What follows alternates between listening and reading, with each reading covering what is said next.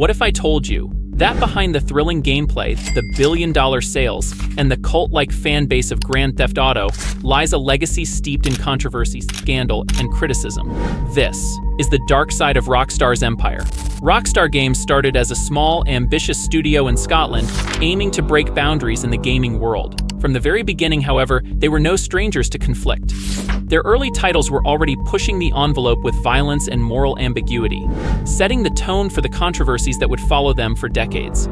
Even as Rockstar was finding its footing, they encountered resistance. The industry at the time was far more conservative, and Rockstar's games became synonymous with violence, criminality, and adult themes.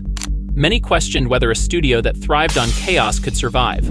But instead of pulling back, Rockstar doubled down, beginning a pattern of courting controversy to boost sales. But here's a question: did they create chaos, or just profit from it? When GTA 3 hit the shelves, it was a game changer not just for its gameplay.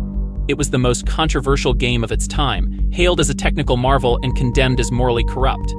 GTA 3 allowed players to do almost anything, from carjacking to random violence, sparking a wave of outrage among parents, politicians, and media. GTA 3 content pushed the boundaries of what was acceptable in video games, sparking calls for censorship.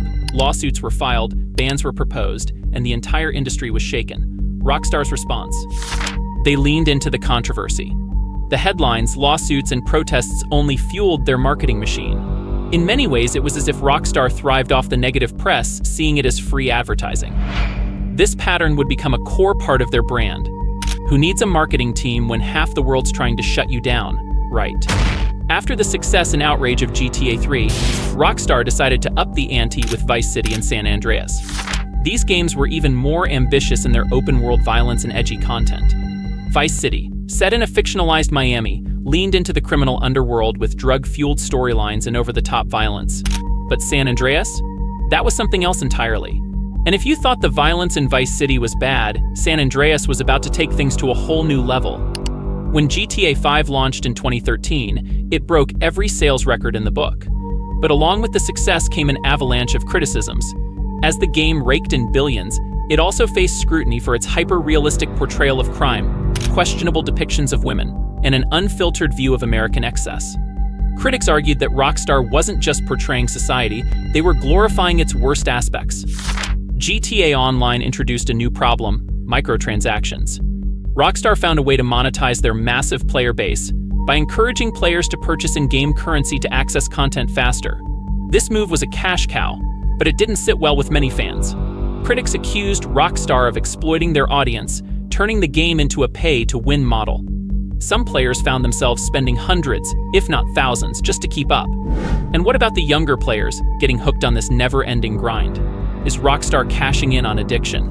Rockstar's legal troubles are almost as famous as their games. They've been sued multiple times over the years for everything from copyright infringement to defamation. One notable case involved a lawsuit from actress Lindsay Lohan, who claimed a character in GTA 5 was based on her likeness. Rockstar fought back, and while they ultimately won, these battles have painted a picture of a company unafraid to clash with anyone, even celebrities. Public perception of Rockstar is a complex beast. On one hand, they're praised as pioneers who push boundaries. On the other, they're vilified for their reliance on shock value, their portrayal of violence, and their controversial in-game content. The darker side of GTA's success, its violent themes, gritty stories, and the way it monetizes players' engagement has left many wondering if Rockstar's games contribute to a culture of desensitization. Rockstar's influence on gaming is undeniable. If this look into Rockstar's dark side has left you curious about other stories of determination, resilience, and risk, then check out my video on the incredible journey of Rafael Nadal, a kid who defied the odds and became a tennis icon. Just click the end screen to dive into his story.